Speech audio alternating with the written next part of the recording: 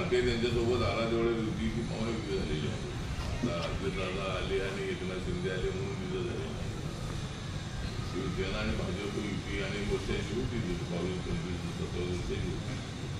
ज्यावेळेला आरपीआय जेवढे त्यांच्यासोबत गेला त्यावेळेला महायुती अशा पद्धतीची हे नाव पुढं आलेलं आहे. त्यामुळे रिपब्लिकन पक्षाला विसरून चालणार नाही.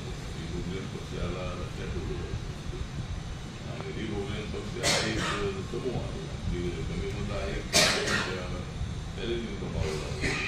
आमचा निर्णय जो आहे हा कोणाला सत्तेमध्ये बसवायचं ते कोणाला निर्णयाचा झेंडा आहे. त्यामुळं भाजपच्या नेत्यांनी आणि महायुतीच्या नेत्यांनी थोडासा पॉझिटिव्ह विचार करावा आणि आमचा आग्रह आहे की आम्हाला 2 जागा देण्याच्या संबंधामध्ये निर्णय घ्यावा.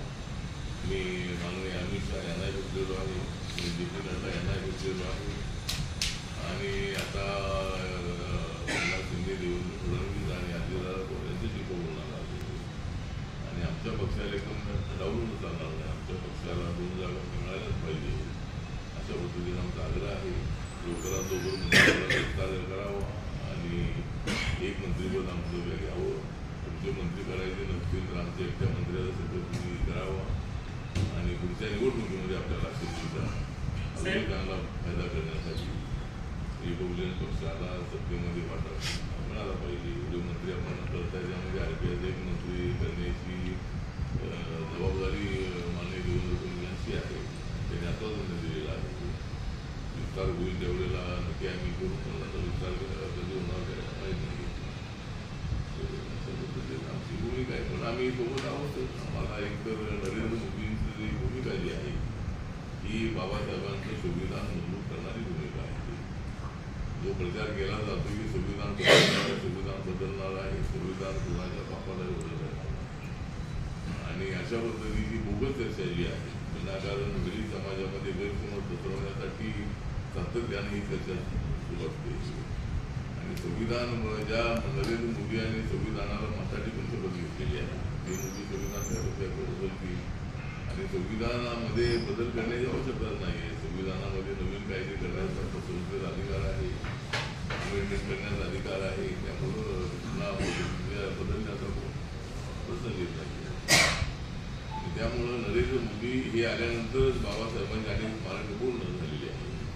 नरेंद्र मोदी यांनी नवीन संसद भवनाला संविधान सदन हे नाव दिलेलं आहे.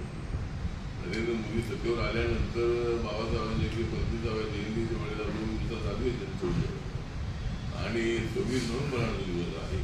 याचं महत्त्व जे आहे ते बाबासाहेबांनी संविधानाचा ड्राफ्ट डॉक्टर राजेंद्र प्रसाद आणि पंडित जवाहरलाल नेहरू यांना सुपूर्द केल्याचा तो दिवस आहे. तो दिवस देशभरामध्ये आज पाळला जातो. तो नरेंद्र मोदींच्यामुळं संविधान दिवस हा सुरू झालेला आहे. बाबासाहेबांचं मुंबईतले स्मारक आहे जवळजवळ 1100 ते 1200 कोटी रुपये घेऊन ते स्मारक होतं आणि त्या ठिकाणी 350 फुटाचा पुतळा आणि 100 फुटाचं फाउंडेशन. आता 350 फुटाचा उंच पुतळा जो आहे अमेरिकेमध्ये स्टॅच्यू ऑफ लिबर्टीचा जो पुतळा आहे त्याच्यापेक्षा उंच पुतळा आहे. तो पुतळा दादरला जे भूमीच्या बाजूला उभा राहणार त्याने एक जी कामं आहे ती कामं सगळी केलेली असल्यामुळं मला असं वाटतं की संविधान बदलण्याचा प्रश्न येत नाही.